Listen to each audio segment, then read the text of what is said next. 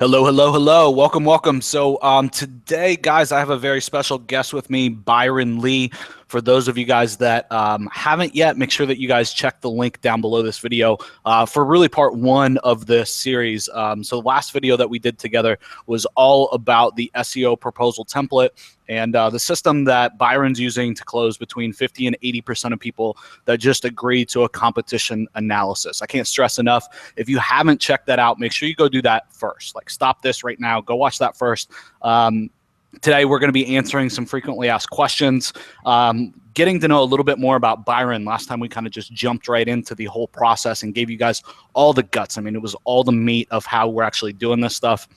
So we want to do a little bit of an intro. We want to talk about how Byron's getting his leads. The theory that that we have of kind of the top 100 in the marketplace. We want to talk about some of the biggest rebuttals that we're getting, why we're getting them, how we answer those rebuttals, as well as the last thing I want to kind of end with how we're kind of doing some lead gen stuff with this as well, kind of highlight some deals, how we're breaking down the pricing and things of that nature, because I know you guys are following me. You guys love the local lead gen stuff, the pay per lead stuff, pay per call stuff. So we thought we'd throw that in there as well. So cool. Without further ado, Byron, let's jump right in. I want to know a little bit about you. How long you been in this kind of— Yeah, man. Well, I've been we can kind of go from there. Cool. I think I first built my first website at like 14. So I mean, that's kind of when I got into coding and things. So as far as business wise, 17, 18, I would post flyers and stuff out in my local area, get some business. So I really started building websites. So it's been over 10 years. Everything's evolved, excuse me, quite a bit since then. The last 7 years been really doing SEO heavily. And, you know, I got into the conversion side of it to where these business owners wanted more business instead of just a website. And that's the obvious path to follow. And then the last year or two into more of the straight up lead gen. So, you know, we're doing SEO, but the goal is to generate the leads rather than just have a monthly retainer and, you know, have money going down the drain. They actually know where the source of this cash is, you know, what it's actually producing. So that's kind of the history. I think what you said is really interesting. Number one, first off, you started out in web design and web development. I think so many of us kind of start in that space because I think it's like the most logical progression. Like, how do you get in? This is the easiest way. We have to learn how to build the sites anyway, so we might as well figure that out. Once we do, you know, get paid to actually do it. And the second thing that I loved about what you said is, you know, after that, you kind of went into SEO and conversion stuff. And now, you know, you've been focusing more on the lead gen stuff. While you're still going after SEO clients, you've been focusing more on the lead gen. And I think that's kind of the natural progression that everybody should have, right? I don't recommend that anybody starts out with pay per lead right out of the gate. Okay, and the reason being is, you know, if you start out like we did, if you start out with web design, some web development, and start, you know, charging people for SEO services, you're essentially getting paid to learn, right? I mean, what other job can you go out and just get paid and paid really substantially, right? Not get paid like an employee, and essentially use that to actually do your testing and to learn everything. So I thought that was neat. Well, some of my best learning experiences came from paying clients. And, you know, it's not the fact that we were doing a horrible job or anything. It's the fact that learning what drives the correct traffic to produce leads and what doesn't, you know, where to focus and where not to focus. And, you know, there's always failures coming in that create your successes. But I mean, like you said, you can essentially get paid CEO level pay and you're learning along the way. You know, you're not really, you don't have to sit and work a job every day. You're still getting compensated very well, but you have the learning experience. So definitely. I always recommend that. And I know people kind of get turned off by that answer, but that's the truth. I mean, you should get paid until you know what you're doing, right? Until you know how to rank, until you know how to do the things that you're going to need to do in a pay-per-lead business. You really need to start and just, you know, get some money in your pocket, right? Get that stability, figure out how things work, and get paid to learn, and then jump into pay-per-lead. So definitely love that. Absolutely. So what's kind of the breakdown now in terms of your client base? SEO stuff, lead gen stuff, pay-per-lead, like what's that look like right now? Yeah, it's mostly, it's kind of 70-30, 80-20 with the somewhere around there, with the majority still being the standard SEO clients. We have a lot of legacy clients we've had on for quite a while. We're still onboarding web design deals every now and then, which usually leads into SEO, or lately PPL if it's an industry that makes sense. So I'd say that other 20-30% is PPL. I'm trying to focus on straight lead gen campaigns rather than SEO. Not because SEO isn't viable. It's just because, selling the PPL stuff is a little more simple, straightforward. And that's just kind of what the business model is. But not all business models, or industries, can be catered to that PPL. So there's some instances where, your $2,000 a month retainer is the solution, and then there's some instances where $100 per call is the solution. So it still kind of depends. Definitely. Yeah. Cool. What's kind of your minimum in terms of SEO deals? Like, what's the smallest that you'll charge? I think this is always a good topic that people are always asking about. Yeah, that's one of my most frequently asked questions. So usually for any sort of national level, if you're corporate based, or if you're servicing people in like the US or the UK, we're usually at 1,500, 2,000, just because of the nature of the campaign. And that's pretty low on the spectrum as far as a national. Some of the local stuff, if it's a city, let's say 100,000 to 200,000 people, or maybe below, we can do 800 to 1,000. But generally speaking, in the local stuff, we're at least 1,000, 1,200. So it's kind of all similar minimums. But once we get into the average number of our campaigns, we're looking at 3,000 to 5,000 for national. And for instance, like the campaigns that we're not doing PPL on, if it's a service industry or something, I mean, we're looking at about 1,500, 2,000 for that. So, and we try to pre-qualify them and target them to where we're getting businesses who they're already positioned in their industry enough that they understand this, and they're already kind of in the top status to where they understand that putting this money down every month is going to improve their business, and they see the long-term plan. Working with people who don't see that plan usually blows up in your face. And that's just from experience. It's not, not me talking like I don't know what I'm talking about, because I've had campaigns blow up in my face. So definitely. I think that there's a lesson in all, just in that alone. I think that nobody should be doing SEO for less than $1,000 a month. If somebody can't afford $1,000 a month, I mean, they're not your client. Agreed. And there's a good chance that it will blow up in your face. Yeah. So I say $1,000 minimum. And when you get to the point where it's getting harder to scale, right? You're starting to really getting to the point of just, you have a good amount of clients and it's getting harder and harder to scale. That's when you raise your prices. Yes. Right. And because you don't have to close as many clients. Right. Nope. And that's where you start to really, really make just a crazy return on investment because you're able to double or triple your pricing. I had a student of mine over 2 years. I met with them very frequently. They were a go-getter, and essentially they kept coming to me and asking for my help in their business. And every single time that they came to me, I said the same thing.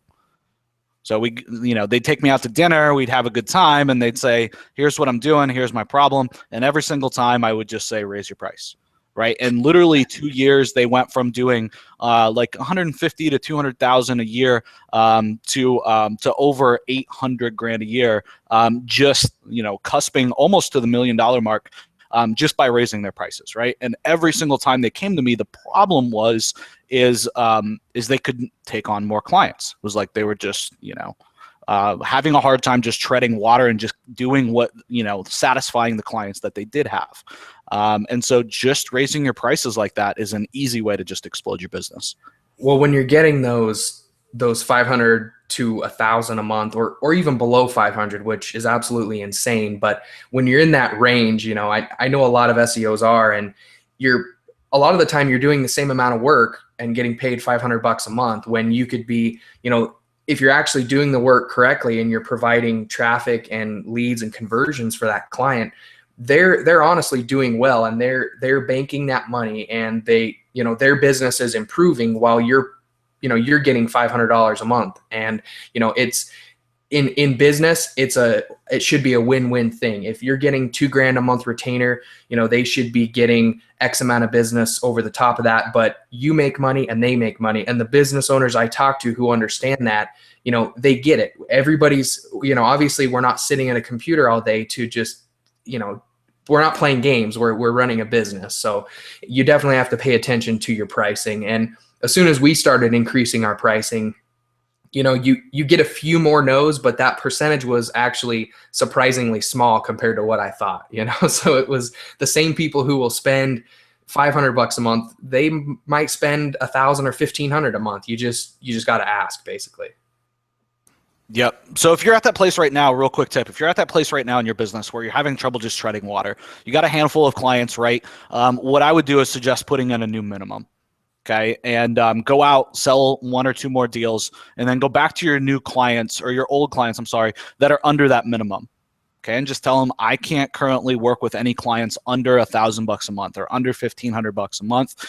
It's just not feasible for my company. We're growing too fast. I brought on new, clients, and we can't allocate the resources to your project. In order for me to do that, I have to staff up. I would love to keep working with you, but our new minimum is this. Right. And it's funny, when you push people away, what happens, right? They come pulling back to you, right? They're like, what can I do? How can how can we continue to work together? When you push them away, it makes them that's how your business run them away and see what happens. They're going to come running back. I see you shaking your head over there. Absolutely. Sorry, my internet was a little screwed up, but. Let's keep this thing going. So when you're prospecting, what are you doing to get your leads? What are your favorite methods? Obviously, we shared with everybody some cold call scripts, some warm call scripts, some BNI strategies, or any type of meetup favorite strategies. What I usually like to do is, first and foremost, all of those are within the strategies that I use. I mean, BNI meetup groups are great. Cold calling, when I have my sales guys, they're cold calling. And of course, the BNI and the meetups, the ratio of client closes versus how many you call is always greater. Cold calling, it's its own animal, but results do come from that. Some of our favorite strategies are, they're targeting specific businesses based on some sort of criteria. So whether we are reaching out to them, and this can include cold calling as well. It can include emailing or contacting them with their contact information, or like direct mailing even. And so if they meet a certain criteria, let's say if we can gather a list with certain income criteria for a revenue criteria, or just a certain area and a certain level of reviews that they have or whatnot. We usually try to target a certain group of businesses, send them a really customized message, and we get a high response rate back. And that's usually happening all the time on a fairly mass scale now, just because the only way to really close business is to have prospects in front of you. If a month goes by and I don't talk to anybody, you don't close anybody. So that doesn't happen anymore, because we're always sending out solicitations and messages and things like that constantly. And so that's one of the best ways to get business in the pipeline and to get prospects on the phone, or in a screencast, or however you're presenting to them. You've got to talk to them, you've got to make contact. So that's the most important thing. And then the next layer, like I said, is specializing that contact to where, even if you're targeting like 500 businesses or 100 businesses, it's a specialized contact. That's usually where we see the best results. So if you see a need that they're spending a lot in PPC, but they're not ranking well organically, talk to them about SEO. That it's an obvious hole in their business that it's a void that you can help fill that void. Cool. So getting leads, I mean, you guys are basically doing everything. There is no one trick pony, which I think is super important. Most people try to focus on one thing and that's it. And if it doesn't work, they just kind of throw their hands up in the air and, oh, well. So I think that's super important. You kind of multi-touch points you talked about a little bit, but we'll talk about that. I think one of the things that I always push people and I always kind of bring up and talk to people about is really the concept of proactive versus reactive. Like you said, if you don't do anything for a month, you're not going to have any conversations. You're not going to actually sell anybody, right? So that pipeline needs to be being built and running all of the time. And that's super important that you have that pipeline down and built. And I know that, there's not many people that have a pipeline quite like yours. What are you guys kind of generating in terms of averages in a monthly or, weekly base in terms of incoming leads that at least raise their hand and say, yes, I want to talk to you? We every month, and it's usually growing, especially the last couple years when we figured out, I mean, this is the way to constantly get clients. We're looking at anywhere between, 1,000 to 2,000 a month is not out of the realm. It's been over 2,000 leads, and a lead is, there's a couple different ways to define leads. I guess these are technically prospects because they've shown interest. And so they said, hey, send us a proposal. What does it cost? Or what is it going to take to do this, depending on the solicitation that we send them or the initial contact. If it's SEO, if it's PPL, it's crafted a little bit differently, but all we want to get is that response from them that says, yeah, we'd love to take a look at what you can offer us. And so, we're looking at, like I said, up to 2,000, sometimes a little over that a month. And that's, it feeds our pipeline to where it's completely full and then some. And we're not able to service everybody, unfortunately. There's certain times where there's just an overflow. So. Yeah, dealing with 2,000 people that are raising their hand in some regard is difficult. So that's awesome. That's a hell of a goal for everybody too. 2,000 or so, let's say, just call it 2,000 a month. That's crazy, right? No wonder you have a business that's scaling and that is successful and is just growing and growing and growing. So I do know that I'm going to put you on the spot here. I do know that every once in a while you open up when you have overages. You just have too many leads to handle. Is there any way that that we could clue my crew in when you guys have overages? Yeah, we can do that. It's usually every so often we've got, honestly, a few hundred, or maybe even if we have 100 or 150, to where what we're doing in our pipeline is we're just going down the list. We're taking leads, contacting them, taking leads, contacting them. So there's really nobody filtering them as far as big fish or anything like that. And we've pulled some massive deals out just randomly. And the fact that we do have that overflow, it's someone might as well service them, because we sure can't all the time. Yeah, I can't even imagine. 2,000 a month, that's just crazy. Yep. So if it's cool with you, after this, I'm going to put a link just for a little opt-in, no big pitch or internet marketing launch or anything crazy like that. But we'll just grab some opt-ins of people that are interested, and I'll send them over to you. And whenever you have availability, if you could just let them know, that'd be awesome. Yeah, absolutely, man. I don't think there's many people that would turn down some leads that you can't service. Exactly. These are the same exact ones that I service, and it's how I've grown my business. So like I said, the contact is key. You talk to prospects, you're going to close a certain percentage of people. Even if your sales skills are absolutely horrible, you talk to people, you're going to get sales. It's a no-brainer. Cool, man. So let's move on. Let's talk about this top 100 strategy. Yeah. So I think that one of the things that I see a lot of my students, a lot of my friends doing is they'll get excited. They'll do some campaign, right? So they'll do some type of prospecting campaign, whether it be direct mail or email or phone, whatever that is, right? Whatever that campaign is, they do it once, it goes out, and it's either a success or it's a fail. And they don't really maximize the follow-up opportunities that they have. It's just, yes, it worked, or no, it didn't work, and kind of on to the next. And so I wanted to talk about this concept that we were talking about the other day, and with the top 100. So essentially the concept is in any major market, in any major niche, there's going to be about 100 people or more. I mean, some niches you're going to find a lot more. Some niches you're not going to find as many. But let's just call it the top 100. Whenever you're going after a market, you guys should know who those top 100 people are. Okay, you shouldn't use the list once and let it go. You should keep recycling that list and using it, right? Multi-step, multi-follow-up, different channels.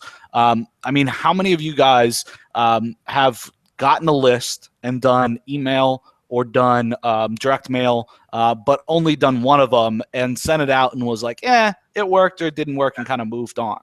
I mean, you guys did all the hard work to get all of the leads. You need to take them properly through a sequence that hits them in multi-channels and just follows up with them multiple times. If you're only sending out one email or sending out one direct mail piece, you're screwing yourself. I mean, you've done all the hard work of finding the leads. You're not going to get a big close rate out of one piece. Well, I'll tell you what, on that, kind of when that dawned on me is what we were seeing is we were sending out, we were spread too thin years ago as far as growing pains, and that just happens. But what we were doing is we were sending out one contact, and we were seeing that a month later, 2 months later, the people had looked at it, but they just kind of, they swept it aside. They were going through their emails or something, and they would come across it again. So it was almost like a second contact, but we didn't mean to. And they said, hey, I just saw your email again, and I'd love to talk to you again. And so we thought, well, why not just purposefully do that? Why not, we send them emails, why not send them a physical mail? Or if we'd send them physical mail, why not make it a sequence to where, there's like 3 steps, and you can make it fun or interesting or however you want to do it, to where, like the 3D mail, they're getting certain steps along the way or whatever you're doing. But like you said, multiple times, and you stay in their head more often. I mean, look at the retargeting that people have. That's why it's so popular, is because you're going at them multiple times. And even TV commercials and everything that constantly happens, 10 times a day, you're going to see that product in your head. You're in Walmart and you're going to pull that monster off the shelf or whatever it is, because you've seen it 50 times during the day. It's the same concept for getting a client. Yeah, I think a lot of people can kind of grasp this strategy. I think where it kind of fails, though, at least where I've seen it fail, like people know they need to do multi-step, they need to follow up multiple times. Where I see it fail most often is pay-per-lead, right? Yeah. So somebody builds out an asset in X city, in X niche, and they pick up a client, right? So they make it happen one time. They get a list of all the people in the area. They solicit them, and they get a client, and then maybe the client doesn't work out, right? They stick around for 30 days or 60 days or 90 days or however long, right? And then it's like, okay, now what? And they assume that the system's broke and they don't know what to do when they've already done it successfully. They've already sealed a client, right? So what do? That top 100 list, you guys should still have. You guys should still be able to use. Go do it again. Be able to show some new case studies, some more results.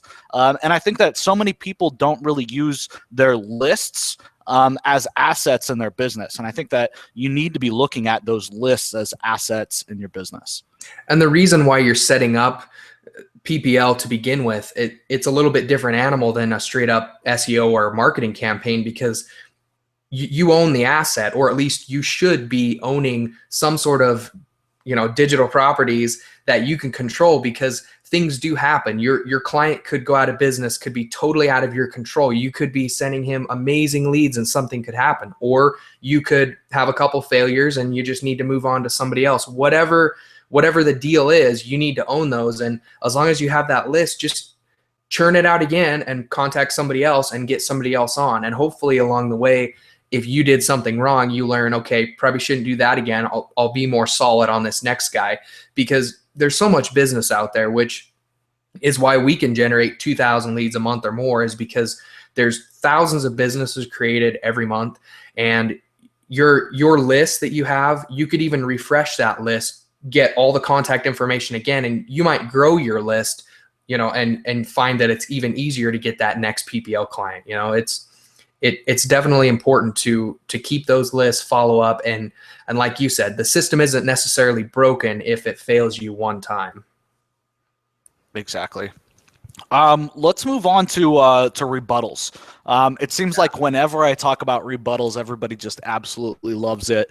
So let's talk about some lead gen rebuttals, some SEO rebuttals as well, and kind of the common ones that you guys are getting in your business specifically, and how you guys are handling them. But before we get into that, I want to talk about why people have rebuttals. Right. So like if we're out and we're doing a pitch, why are we getting rebuttals? And I think that so many people are stuck on, I don't know what to say when I get a rebuttal. And they are so afraid that they don't even make a sales call. Yeah. Right. Because they are scared that they're not going to know what to say and they're going to be put on the spot. Right. And so if you're a really good presenter, if you're a really good pitcher, you shouldn't be getting rebuttals. Okay, rebuttals are when people don't understand what you're pitching them, when you haven't done a really good job setting yourself up for the close. Okay, when you haven't already answered the questions that you knew were going to come up. And Byron, I mean, that's one of my favorite parts about the SEO proposal template that you guys went through is that is systematized to make the rebuttals, very, very slim. Right? It provides so much value and it takes you through all the steps of what if and alleviates a lot of the questions that you should be getting. Okay, so even if you're not selling SEO, go watch that video and go see psychologically what's going on in that whole process. It's super, super important. It just systematizes the presentation process of, it doesn't matter if you're in the first contact, second contact, whatever it is. And if you have the opportunity to pull that up and to go over that, definitely go over that, because like Joe said, I mean, you're taking away most of the rebuttals that people have, and you're just presenting it right in front of their faces. Usually the common things such as, what am I getting for what I'm paying you? Well, it's right in the presentation. Why should I go with you? Well, because we're breaking it down to where, I mean, what other SEO company is saying, we're going to drive you 15 leads. It's going to bring X amount of revenue. And then, what you're paying us is 15% of that, or whatever it comes out to be. Those numbers are all right in there, and you can see it as you're presenting it, which makes it extremely easy for you to do with minimal error, and your prospect can see it as well, and you can send it to your prospect. So if they're a marketing person, a lot of the times I deal with marketing directors, and they're hiring us on as a contractor, and they send it to their boss, they print it out, or they have to show their partners. It's a great physical thing, a tangible thing to actually send them as well. So I think that one of the things that people always run into is that they haven't really shown the value, right? And that's why they get a lot of rebuttals.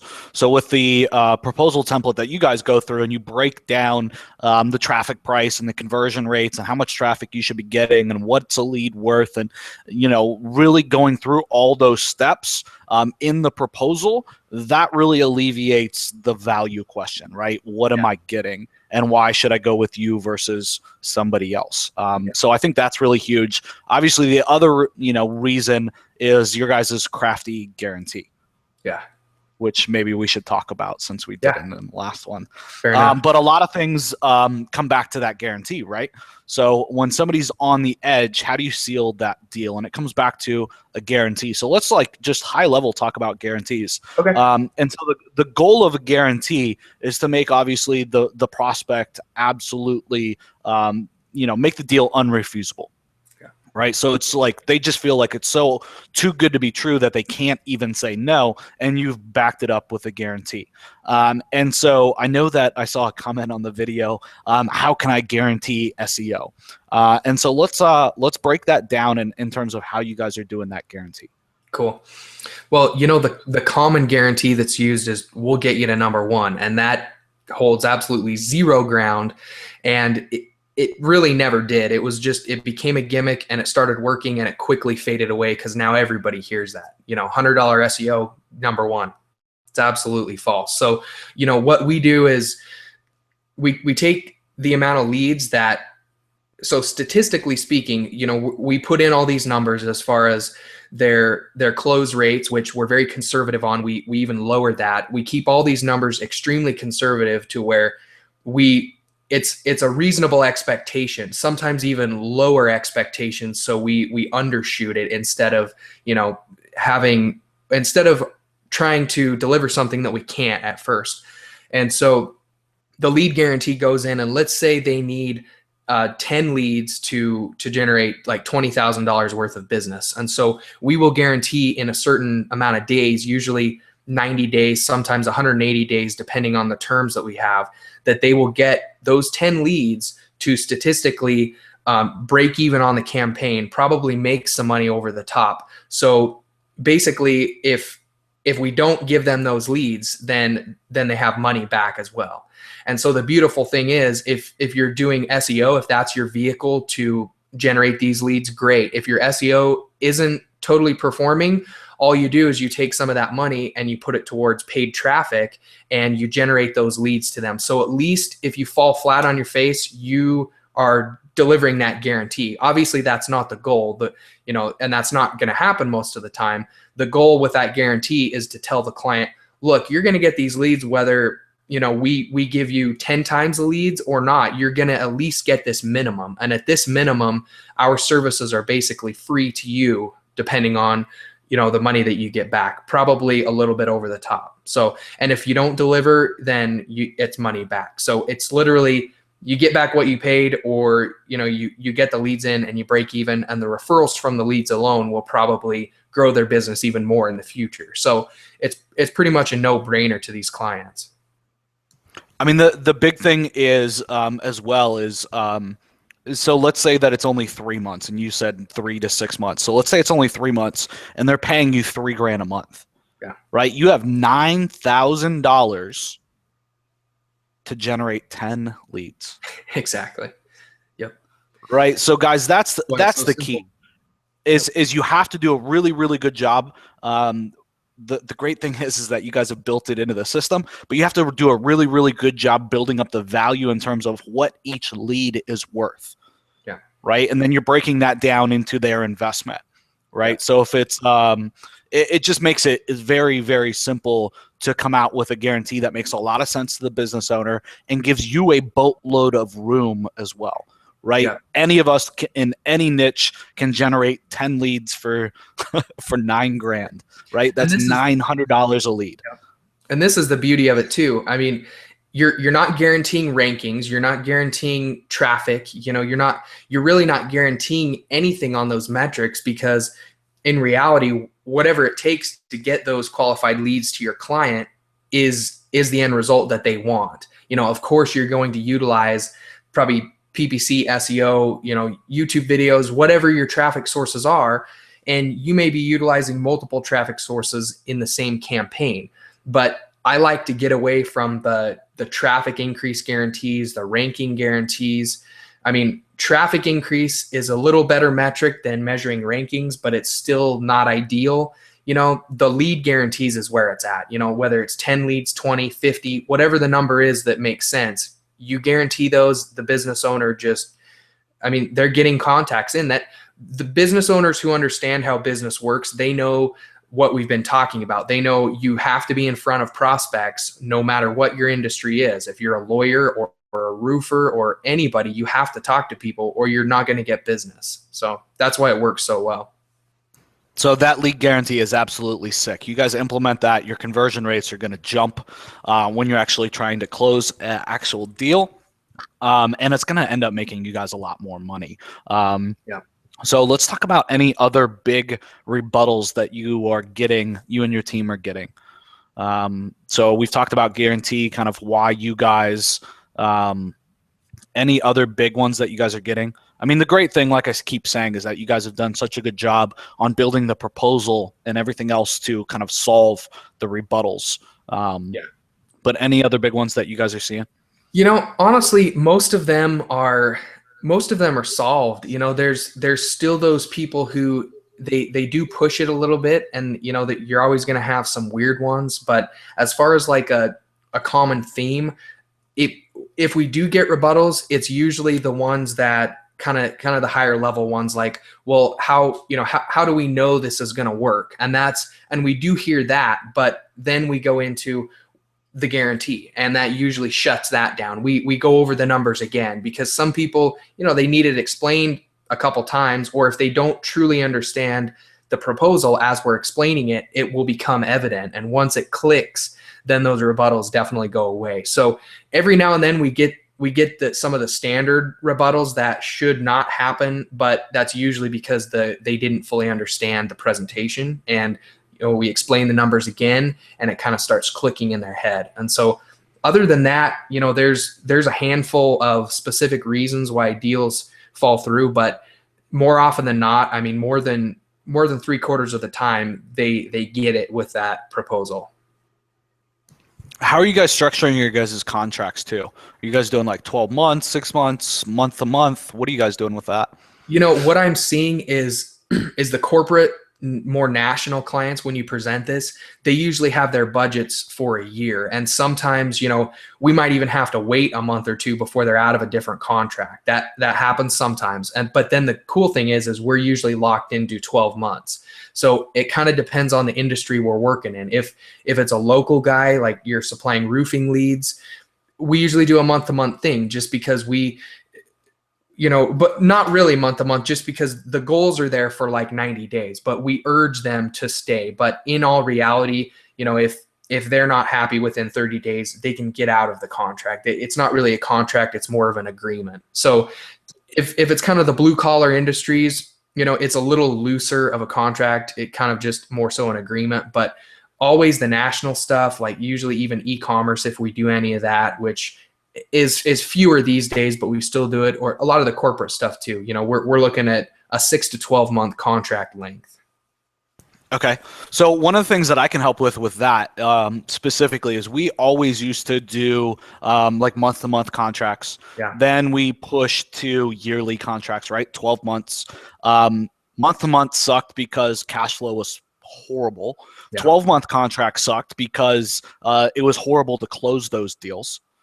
And so what we moved to that ended up killing everything that we ever did is we did a 12-month contract with a 3-month out. And we tied our goals, just like this system, right? We tied our goals to 3 months, right? So if they don't see the results in those 3 months, not only is it guaranteed, but they can cancel. They don't have to pay any further money. Okay, Perfect. so basically we give them like a 2-week out, okay? And then it auto keeps going right into 12 months if they don't back out. Okay, so that's number one. But then number two is that it auto renews every year unless they cancel. Nice. This absolutely crushed it for us because by all means, if a customer comes to us and they're pissed and they're like, you guys are doing a shoddy job or whatever, we'll stop the contract, right? We're not going to be assholes about it. But what happens mostly is you're working with people you get on a very good relationship level. They don't cancel, and then they don't want to be the asshole that brings it up. Yeah. Sorry, Joe, or sorry, Byron, I just don't have the budget this year to do SEO and to do what you're doing. And they feel locked in, and so they just keep paying you. Yeah. And so when we started implementing this in our business, things just went crazy. So if you're doing SEO, do that 12-month with the 3-month out and tie your goals to that same timeline. That's awesome. And that fits perfectly into the proposal because it's a goal-oriented proposal. It's either 90 days, sometimes 180, usually the 90-day. I mean, it's seamless. The presentation works seamlessly. Yeah, the only problem with the 90 days is just if you get into some really, really crazy stuff where you're having to go kind of out of scope before you really start your scope. So let's say you're working on some e-com stuff and the on-page stuff is just absolutely horrible, and you have to fix that before you can really start building links. What we would do is we'd do a standoff contract just to fix all of the shit, but we'd make them sign both contracts at once. Cool. Right. So that the SEO one wouldn't start for, let's say, 30 or 60 days. And we just kind of post-date the transaction. Yeah. But that's super key. That 12-month with the 3-month out, that fits perfectly in with your guys' system. I wanted to bring that up last time, but I thought it was a little overload. Yeah. So this works really, really well. I will I'll put in a link below this as well for that contract for you guys too. Cool. So cool. Let's talk about some lead gen deals. Obviously, for me and my crew, just talking about lead gen deals is like watching some porn. If you don't watch porn, sorry. But everybody gets super excited about just lead gen deals happening and kind of the makeup of the deals and just hearing about the success. So let's talk about, if you're open to it, a couple of your recent kind of lead gen deals. Yeah, And we can keep things obscured if you want.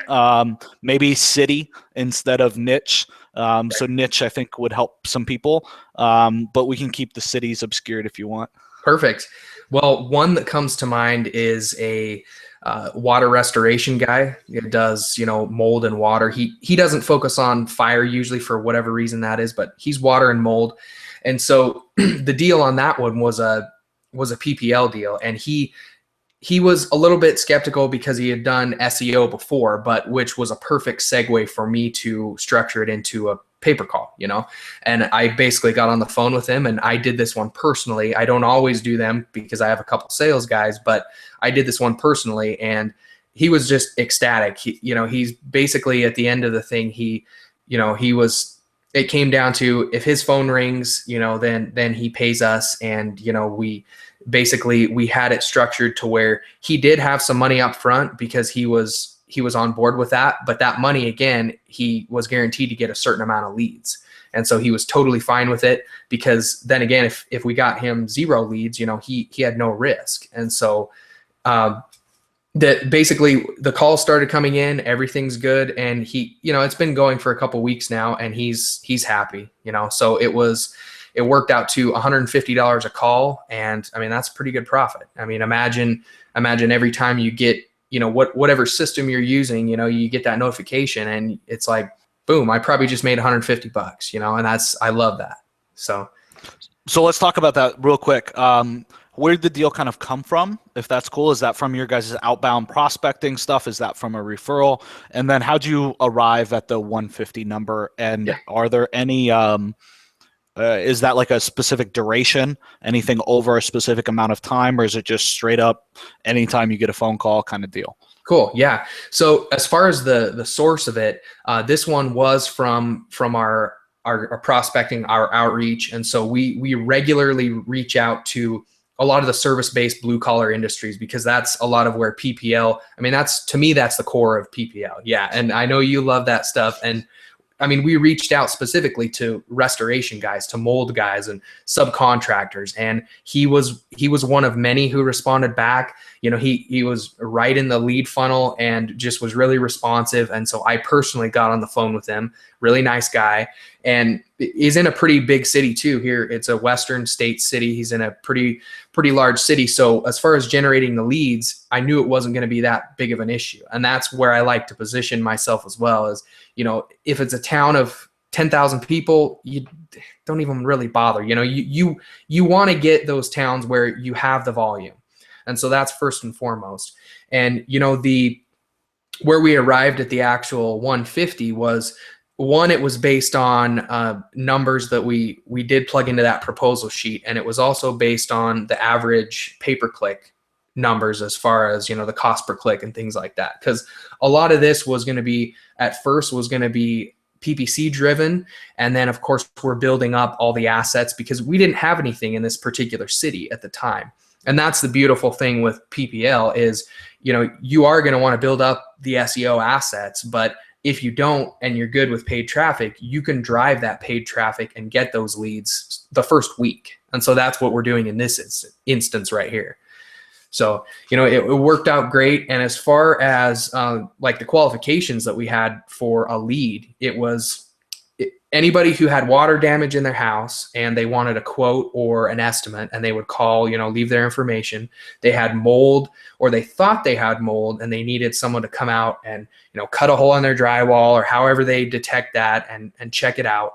And the length, we do like 20, I think it was 25 seconds on this as a phone call. And that's a pretty short phone call, but even if they schedule something and they click, that's a qualified lead. And then we make sure to tell them that the voicemails are qualified as well. So he he does emergency stuff. So he's got people don't always answer the phone, but he has a couple guys who are always on call. So they leave a voicemail. They say, hey, this is whoever, this is my number, my basement's flooded, or I've got mold and, everybody in my house is getting sick, hopefully not, but whatever it is, and that's qualified as well. So, and he's all over that. And, the next day, if he can't service them, he'll just call them up if it's a non-emergency and then schedule the appointment. If it is an emergency, usually they'll call back during the night, a few minutes later, and schedule something out. Of course, it's a higher cost, but he offers the 24/7 service. So we actually run the paid stuff 24/7 because of that fact.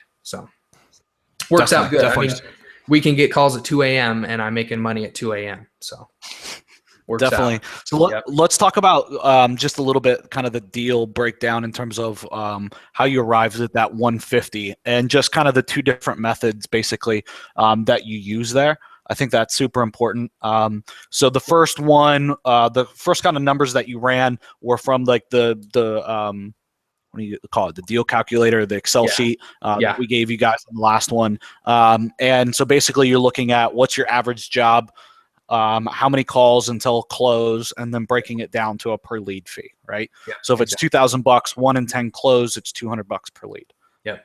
Right? That's very exactly simple. What we're doing. Yep. And and that's what I explained to him on the phone is that, it actually worked out to be a little over 200 something. And he said, is there any way we could do anything about that? And I actually pulled up the cost per click for AdWords because he was a little bit savvy in this. So this might not happen all the time. He had done SEO and some paid stuff. And I said, look, we know how to do this. We're experts in paid traffic and SEO traffic. And so what we can do is, we were talking about numbers back and forth. I was showing him cost per clicks and we arrived at the 150. So it's a little less than the little over 200 that the spreadsheet spit out, but you're right in there. And the beautiful thing is on a lot of these PPL deals, you do have a little bit of leeway. Negotiations are a reality. You don't just ask for $5,000 a month and always get it. You purposefully start high. At least that's what we do. We start a little high, and a lot of people say, sure, that looks great. But there's that percentage of people who say, hey, can you work with us? And if people are on the fence, I even say, what's it going to take with this pricing to get our business? What are we going to have to do to earn your business and to work with you? And usually it's a pretty close number to what you've already presented. They just need to feel like they're getting a deal, whether they are or not, Real quick, on the cost per click, are you doing any type of formula on that? Are you using that, their numbers, 1 in 10 gets a deal, and then multiplying that out and putting some fudge in there?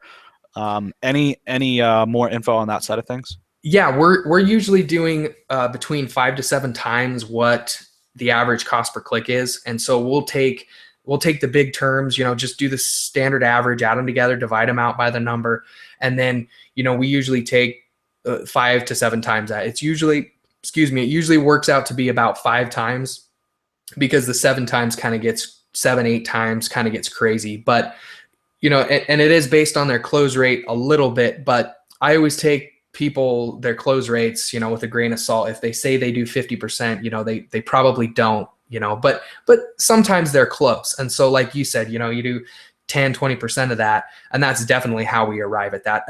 And some of it is just fudging it and throwing it out there to a point, but it's basically an educated thing. You don't just say, oh, $100 a lead, and nothing about the industry. You got to have those numbers in your head, and then you can make the educated statement to say we're charging $150 a call. So cool. So when you do collect a retainer up front, obviously if you can collect the retainer, always go for it, always do it. If you're going into a new niche, how do you come up with the retainer amount? So I'll tell you, like for us, if we already have a lead gen asset, and we're trying to get the retainer up front, we always try. We don't always get it. But if we have 2 different contractors that we're trying to seal, whoever's going to give us that money up front, or if one of them will, that's who's going to get the leads.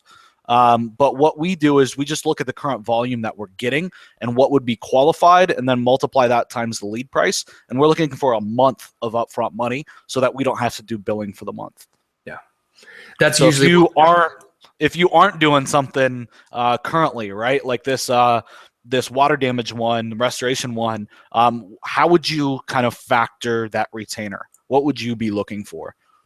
I would personally be looking for a month. I mean, that's usually what we would do. It's based upon, and again, this is if you don't have the asset, so you don't have that historical data to see, I can get 30 calls a week from this. You don't already have that running.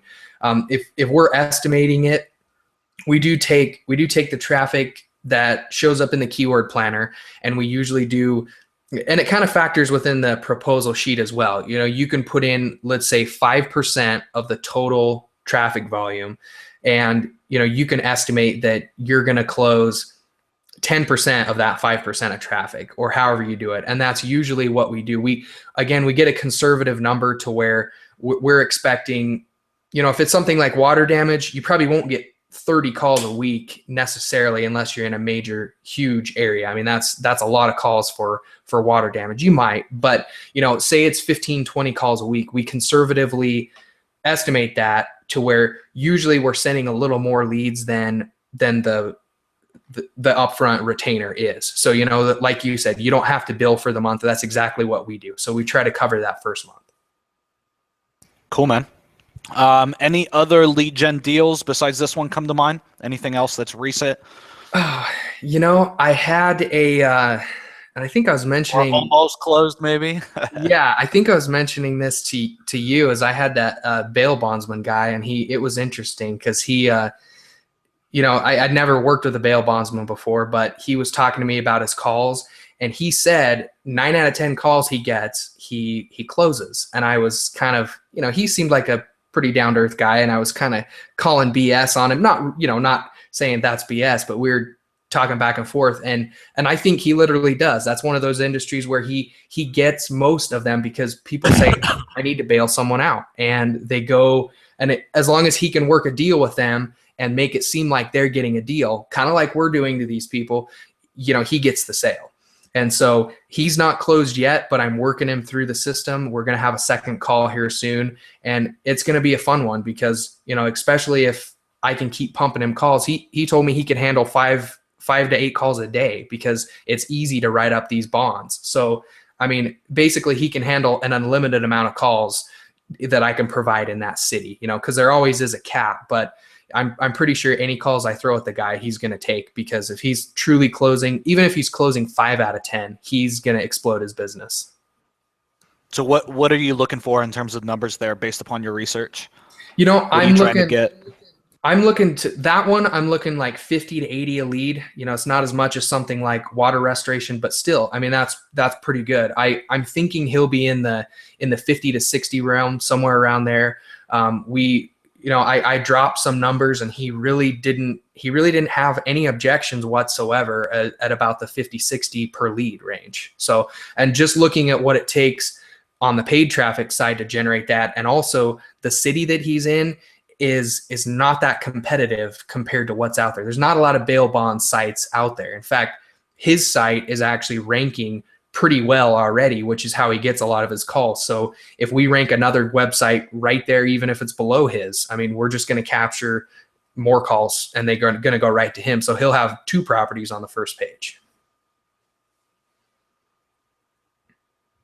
I was muted. I think that brings up like something really cool, what you talked about, the two properties. Yeah. So that's actually how I got started in lead gen.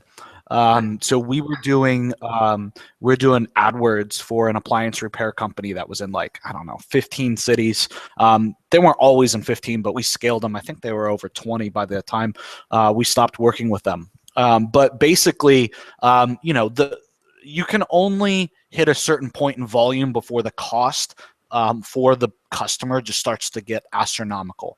Right? It's just a declining return. And you have to decide, am I willing to pay that for more, or am I just kind of topping out at that per lead price?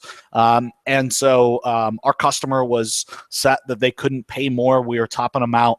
They weren't willing to pay more. And they came to us and they're like, what can we do?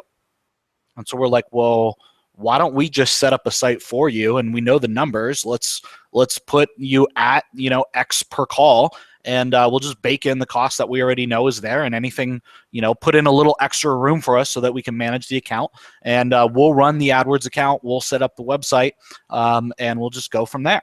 And I mean, literally, like a couple days, the deal was signed from us just bringing it up, and that's kind of how we stumbled into lead gen. I mean, but if you have a current SEO client or AdWords client that you're just rocking it for, right, and they're trying to double their traffic, they're trying to, just get more, and you guys are kind of at a standstill, one of the easiest ways to get into pay per lead is to pitch them like I pitched my client, right? We can basically double if we just keep doing what we're doing and I build out another site.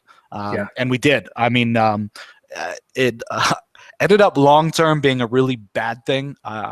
They couldn't handle all of the business that we were sending them. I think something like, between both accounts, they were doing something like, 12, 15,000 calls a month. It was some big growing pains for sure. But a super easy way to get into pay per lead. Oh yeah, absolutely. Well, and especially those, and you got to remember too, even if you're getting, 15, 20 bucks a call, I know there's some people out there who they always go after the big fish, which I'm not necessarily opposed to, but imagine you're getting 200-300 calls a week and you're getting 15, 20 bucks a call, and they have the capacity to handle that, the business you're working with. I'll take that all day long. I don't think there's anything wrong with that, because at the end of the day, you're supplying qualified leads to them. And if they can service them and they're a good client, I mean, why not? Because sometimes it's a lot easier to get 200 calls for 15 each in a smaller niche than it is even to get 10 calls for a niche where it might cost a few hundred per call. Those are worth it when you can get the big ones, but consistent small little deals like that, I mean, not small deals that you can get a lot of money per month, but small as in the per call price. I do those all day long. Yeah, I mean, stuff like appliance repair and little service-based businesses like that, I mean, they don't have a huge ticket amount, right? The average job isn't that valuable. However, they do a boatload of volume. So like our Jacksonville appliance site does anywhere from like 38, 39 calls a week to 60 calls a week. And I mean, you can get paid 20 to 30 bucks a service call, no problem. And so, I mean, that one's a nice little earner, and we don't ever touch it. I mean, I have literally, it got hacked a couple weeks ago. I put in a ticket to the cPanel host and was like, fix this. And that's the only thing that we've done basically in 3 years for the site. Nice. That's cool. So, I mean, that's as hands-off as it kind of gets. So we're happy to do stuff like that that's volume-based, especially once we have kind of the earned media or the earned traffic, and it's just kind of set and forget. Absolutely. And those are the best clients too. They're the ones that, you've got their lead gen system set up. They answer the phones. They know that you are the source of those calls, and you just bill them every month. And if you don't have to talk to them for 6 months or a year, that means they're happy. That means they're making money and they're happy to pay the bill, and they don't even need to speak with you. So those are some of the best clients to have. We have some of those where, the less we speak, the happier. I know that's the happier that they are, so it's a beautiful thing. Definitely love those clients. Yeah. I have a client that we signed that we talked to every month. We had a meeting for the first 4 months. Yeah. And then for 3 years after that, we only had 2 meetings. That's awesome. Nice. And it would be like, man, we haven't talked in like a year. We should probably jump on a call, shouldn't we?